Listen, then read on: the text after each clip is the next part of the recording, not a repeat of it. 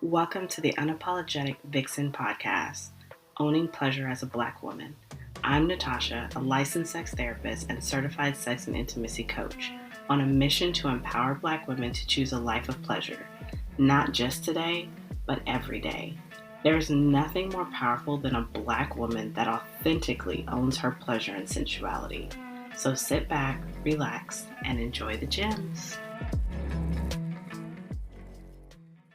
Me on the Unapologetic Vixen podcast, Owning Pleasure as a Black Woman. How are you?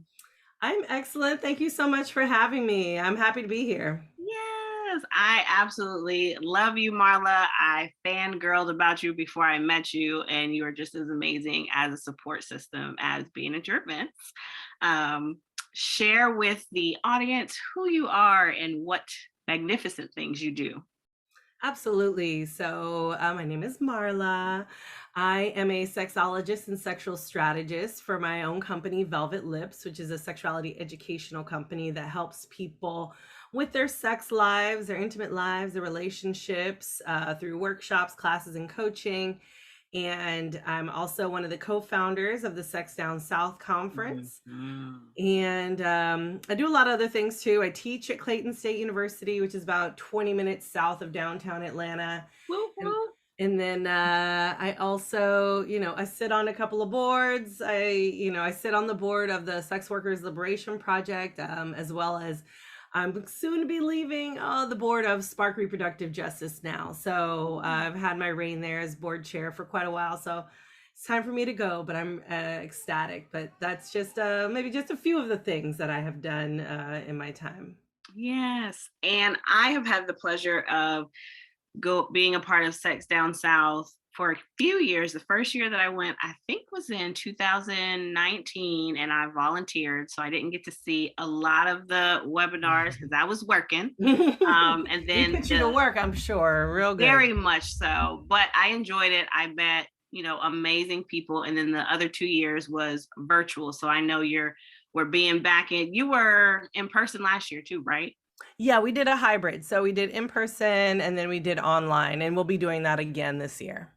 Okay. One of the things that stood out to me, and one of the reasons I wanted to chat with you, is the dungeon aspect and the impact play that you incorporate within that. Can you talk a little bit about impact play and its importance, especially in the Black community? Yeah, absolutely. So when it comes to, kink, BDSM, and the Black community, I think, for quite a long time, it was sort of hailed as, white people shit, right? It's Yep. sort of this thing that where people were kind of like, I'm not really sure if I can get into that. What? Beating someone? Right. We Right, went through right. slavery. Why would we even think Exactly. about hurting or beating or tapping into any of that? But what has really helped over time is just the myriad of media resources that have developed over time and that really display not only kink and BDSM and maybe its healing nature, but also kink and BDSM in Black communities, right? So, thinking about somebody like Candy Burris, who has a huge Mhm. right following, and her, not only her embracing and having her sexual product line, but also her with the dungeon, her dungeon Mhm. tour, right? So really Right. trying to normalize kink and BDSM. Now we can, when we think about I do a class or a lecture on the future of Black kink, and I talk about the history of Black BDSM, which has been happening for quite a long time now. We know there's evidence of Black BDSM from the 1930s and on, right? Mhm. And so then we got into sort of the 70s and 80s where we started to see it more popularized with like Holly Berry, Janet Jackson, and then Mhm. even more so, more Janet Jackson or Rihanna, in her S&M song. And so then when we had Candy Burris kind of come out with this dungeon tour, we were kind of a little bit already kind of acclimated around kink and BDSM, especially as it pertains to Black women. And then having that having her come out with the dungeon tour, I think really sort of gave Black people a little bit more permission to say yes to kink and BDSM, that this was sexy, that this was useful in their sexual lives, as well as a way to embrace a different kind of erotic power that normally that was normally considered taboo. So I think now we've kind of stepped into an era where we have more permission. We've seen ourselves as Black people, as kinky selves, in shows like Bonding, right? On Netflix, or on various other media resources, or even in social media, right? So at SDS, I think it's at Sex Down South, it's really amazing just to see all of the Blackness that can be in a dungeon, right? Which is not something a whole lot of people get to experience, because they might either be in a small town or might not be in a place that has a vibrant Black kink community. And so we feel very fortunate to have people be exposed to that community and really see, like, hey, this is amazing and you can do wonderful things, and your sex life could be awesome just by maybe implementing some spanking or a blindfold or maybe even a slap in the face, so even some of those things that feel like, ooh, you clutch your pearls kind of thing. Absolutely.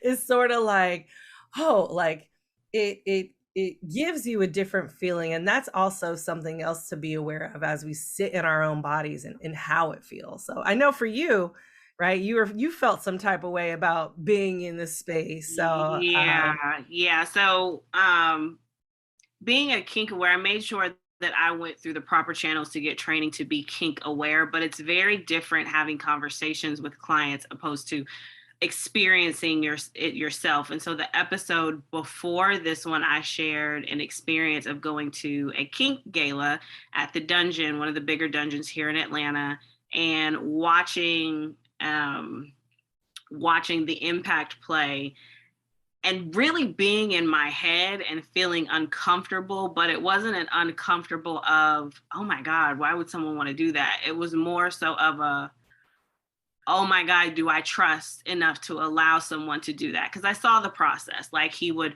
whisper in their ear and you could see the release. And I'm assuming he was saying, I got you, release, take deep breaths.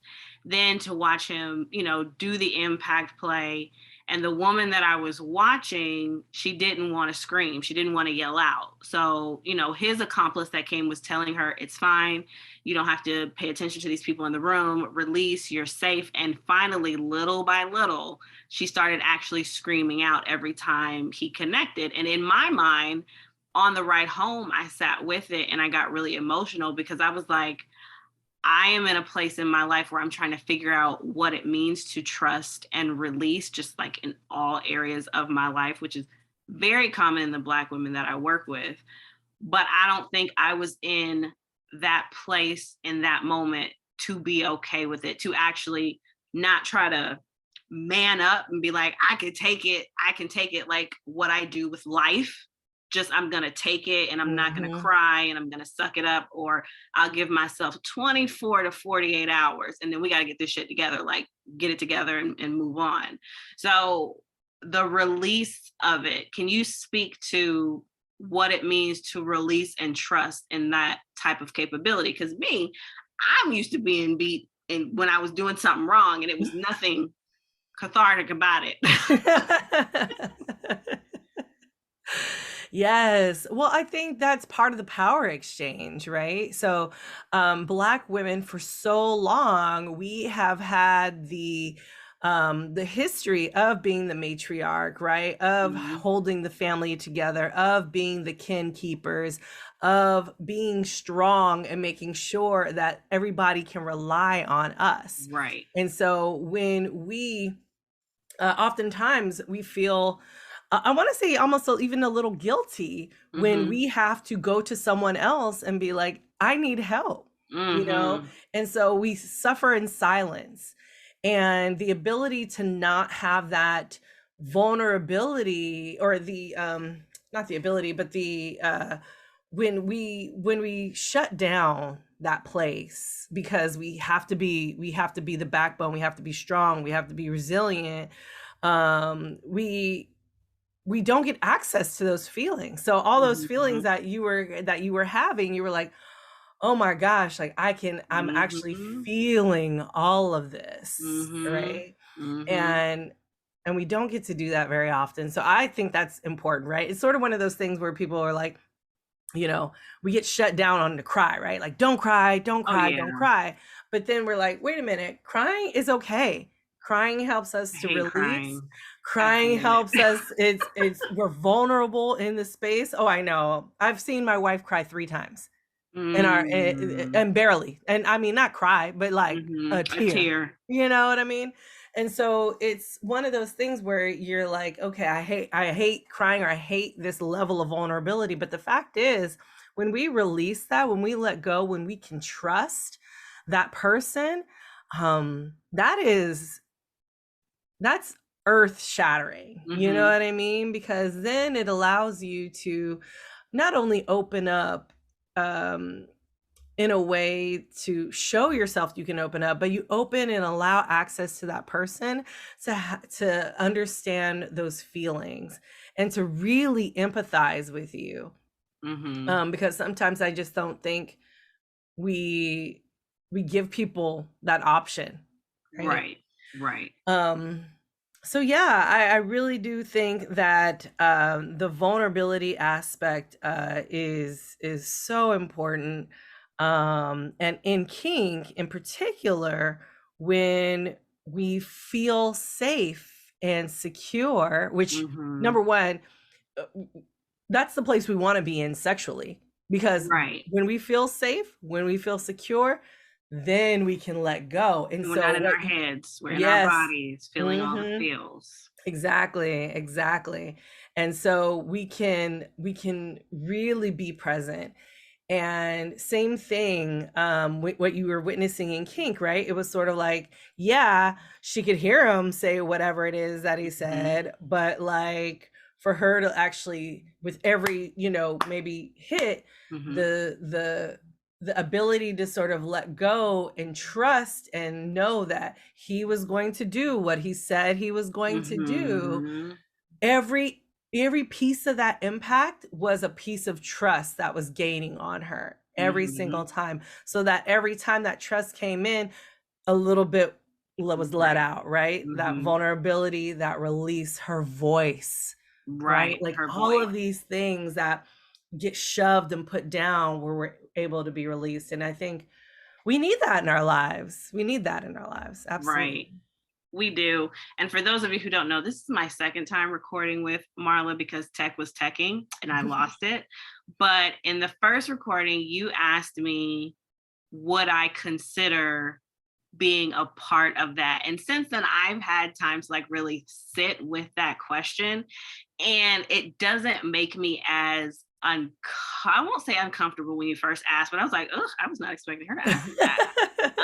But when I sit with it, the more work that I've been doing to embody what I'm trying to provide for my clients, I've been able to work through my values, and safety and trust is very high in my value. And it takes nothing for you to show me that you can't do it. And it's like, oh, that's it. Nope, nope.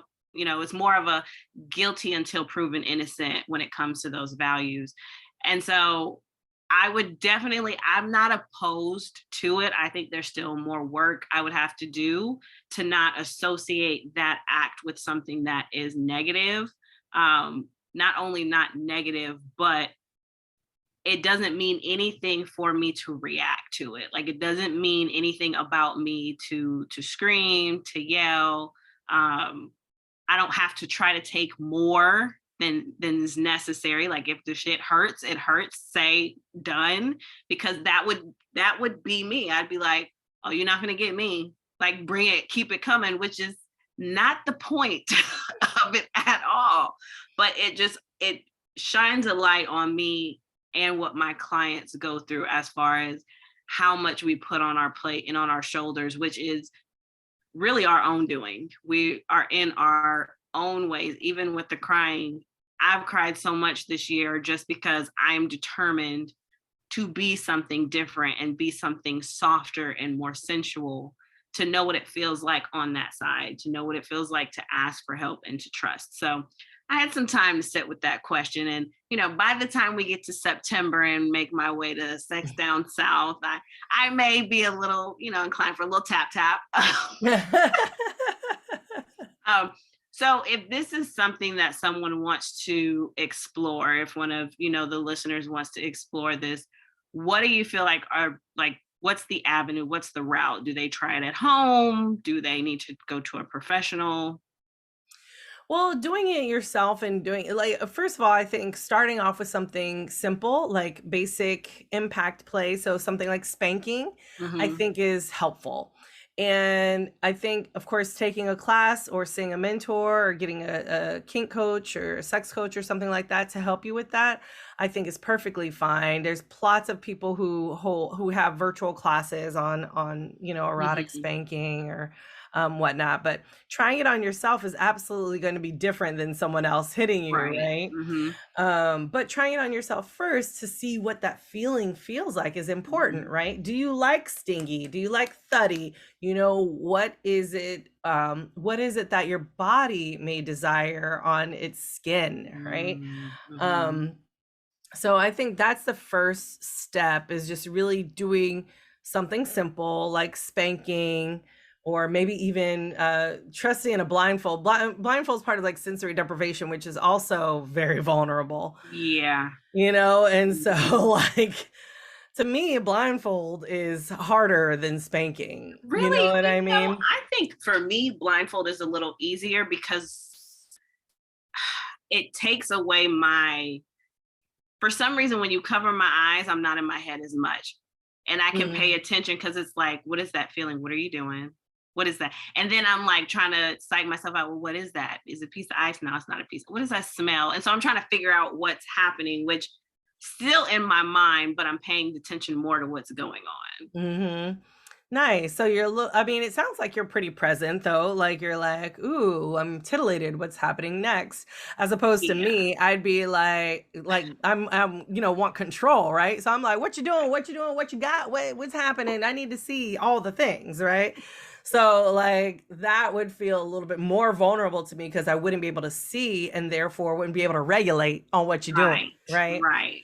So that for me is a little bit harder, but it's good to know, right? It's good to Hmm. know, like, okay, well, I know if I do this, I'm a little bit more in my body. So it takes that something like experimenting with different kinds of things. Maybe you like temperature play. So maybe you Hmm. do get an ice cube, or you play around with warm and hot or wax or something along those lines.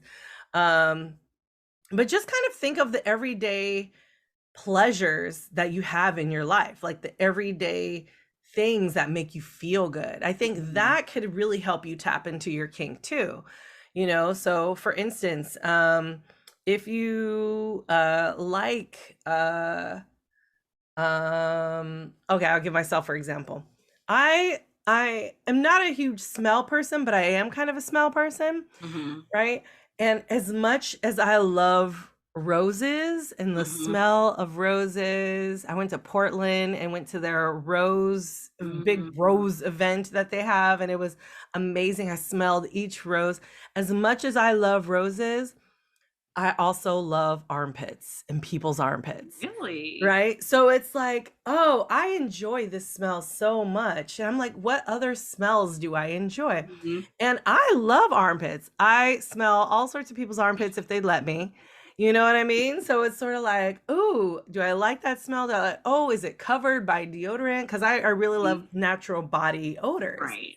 So thinking about the type of kink you might be into, be like, you know what? I could be into some armpit smelling, totally. I'm in it. I'm in it. I love people's natural odor. But just tapping into sort of your everyday pleasures can actually help you think about the taboo, right? Hmm. And sort of traverse it into that sort of that alternative sexuality lifestyle. Hmm. So So yeah, I think that's just something to think about. Like, if you are an athlete and you love to play and you Hmm. love to move your body, maybe you like to wrestle. That's a huge kink, Yeah. right? People Yeah. love wrestling and people add lube wrestling or whatever, right? Hmm. Like wrestling is fun. It gets your heart rate up. It makes you feel competitive. It Right. drives up a lot of those same hormones.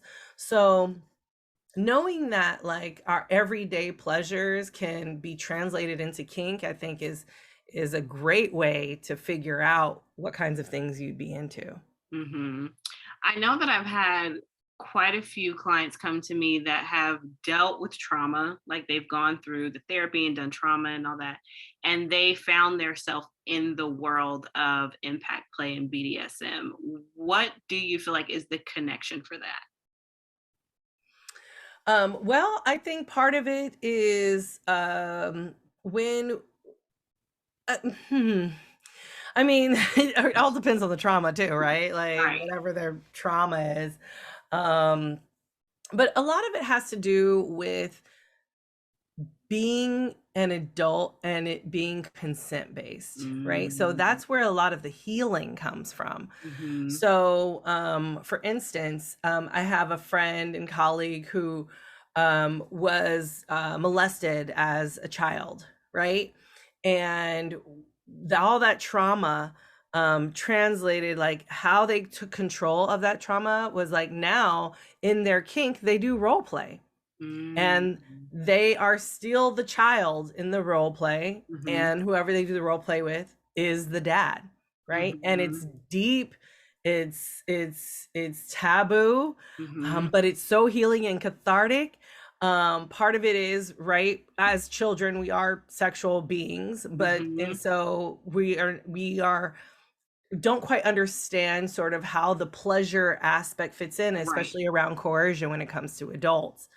So there's that aspect of healing. The second aspect is the consent piece, right? So you're Mm-hmm. actually like drawing in, like, oh, I'm now in a place where I am consenting to this thing that feels good to me. Mm-hmm. And that in and of itself is healing. Mm. So I think that, those two pieces together, I think is huge. We, as an adult, we can embrace the erotic of our childhood without uh feeling guilt or shame or being fucked up about it, you Mhm. know and and that's hard for some people. Some people rather just be like, no, I'm not doing kink, I'd rather go to therapy, or Right, maybe I'll do right. some hypnosis, or like, but it's sort of like whatever is your thing.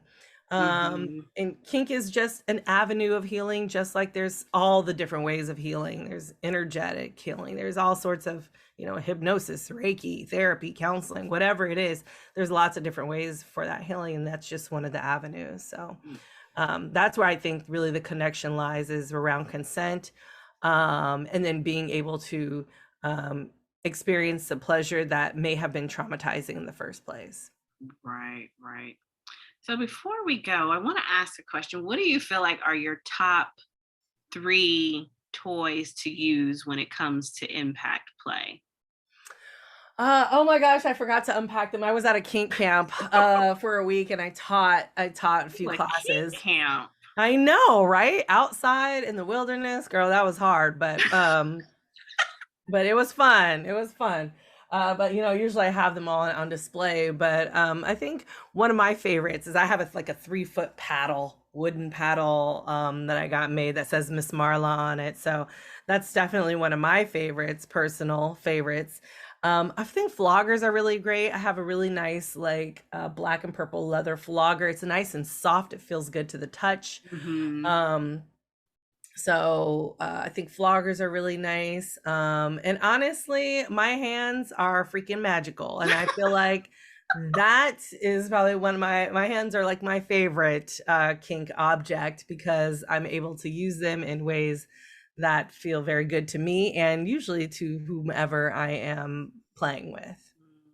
I love it. Yeah, I felt some floggers and I was like, "Oh, this is heavy, but this is really soft." It just and I really love the smell of leather, like genuine leather. So it's like, oh, this smells really good. I could really get down with this. Mhm.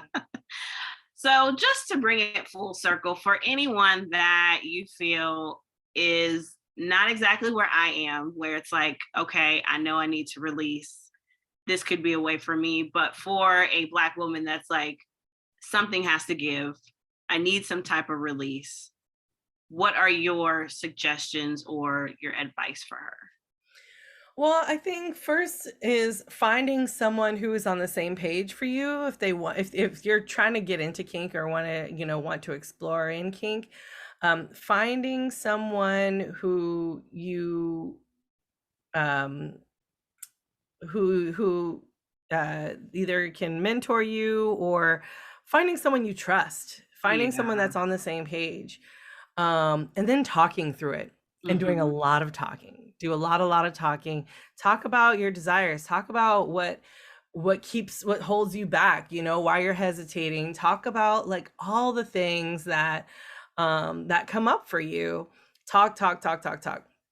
I also think read. There are lots of really great kink books.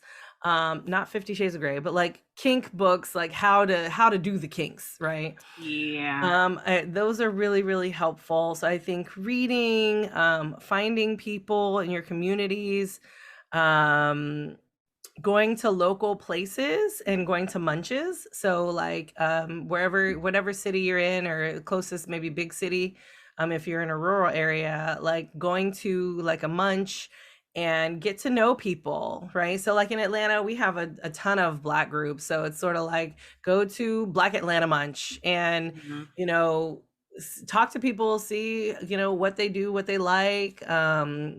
Usually people, and it's very casual, right? So you're not Mhm. like dressed up in kink gear or anything. It's casual clothing at like a restaurant or something.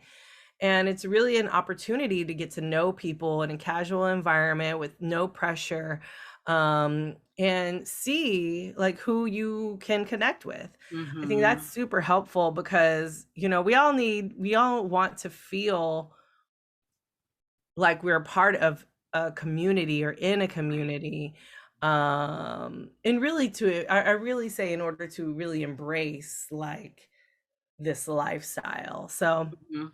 finding the right friends and community members are going to be key. Mhm. um so there's that. So yes, so that and then once figure that out and find the person that you want to play with, then it's just a matter of the negotiation, making sure you're Mhm. heard, making sure there's no like red flags happening for you, and then then proceed to trust, you know And have fun. Trust your Trust intuition. and have fun. Exactly. Let go and just be in your body. Feel all the feels. Let the dopamine and endorphins flow. Yes, yes. And if you get addicted, don't blame us.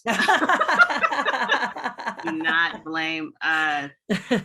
Oh, Marla, thank you so much. Tell the people what you have going on, where they can catch you, where they can vibe with you. Absolutely. You can find me on my website, velvetlipssexed.com. I have a couple events coming up. So All Femme Everything is happening in July. Dick Fest is also happening at the end of July.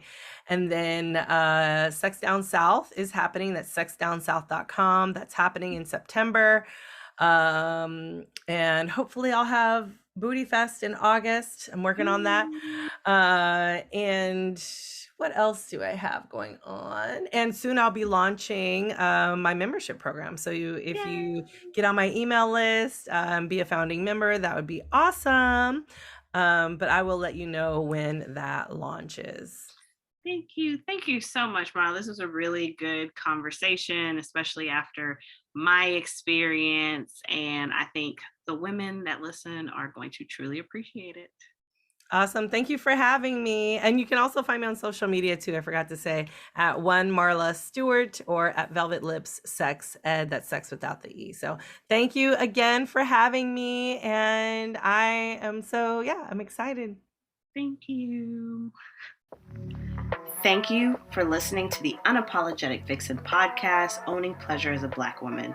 If you enjoyed this episode, leave a comment, and share it with someone you know could use the space. If you're ready to tap into your pleasure, join the virtual Vixen Suite.